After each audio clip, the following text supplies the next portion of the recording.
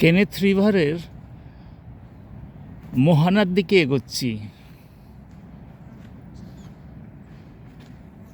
সামনে দক্ষিণ মহাসাগর, সাদার্ন সি, ছোট একটা নদী কেনেথ নদী ধীর গতিতে বয়ে চলেছে দূরে বালির মধ্য দিয়ে।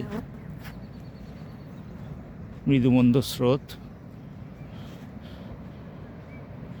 এই সমুদ্রের বীচ, তার মধ্য দিয়েই সেই বালির স্তরের মধ্য দিয়েই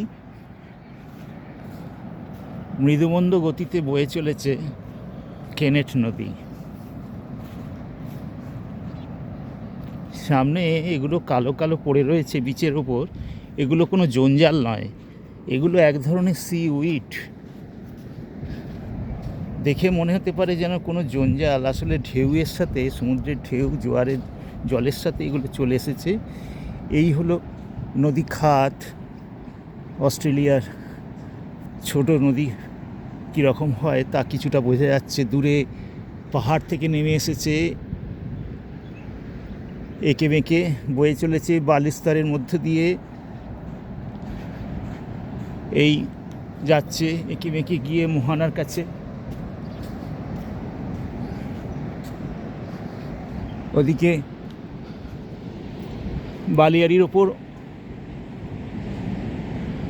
তুষক ঘাসের ছোপ বলা যায়। এগুলো সবই তুষক জাতীয় ঘাস।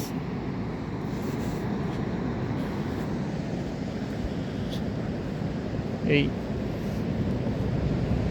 অসাধারণ দৃশ্য, নীল সমুদ্র, তরঙ্গ ক্রমাগত আছড়ে পড়ছে, জনমানবহীন। দূরে গাড়ি যাচ্ছে গ্রেট ওশান রোড দিয়ে। এখন আমি যেটা দেখাবো সেটা হচ্ছে যে শিলার পরিবর্তন কিভাবে হচ্ছে এখানে, অর্থাৎ আবহবিকার।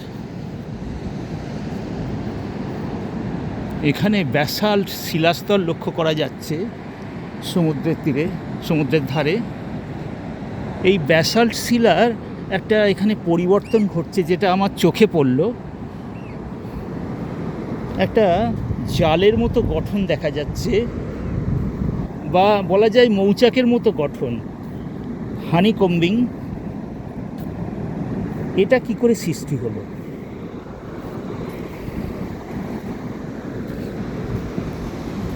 লবণাক্ত পরিবেশ সম্ভবত এই সমুদ্রের জলের সাথে লবণকণা বা সল্ট ক্রিস্টাল এখানে প্রবেশ করেছে কোনোভাবে পাথরের ভেতর, যার প্রভাবে এই পাথরের একটা পরিবর্তন ঘটেছে, যেটাকে বলা যায় ওয়েদারিং অফ ব্যাসাল্ট রক্স।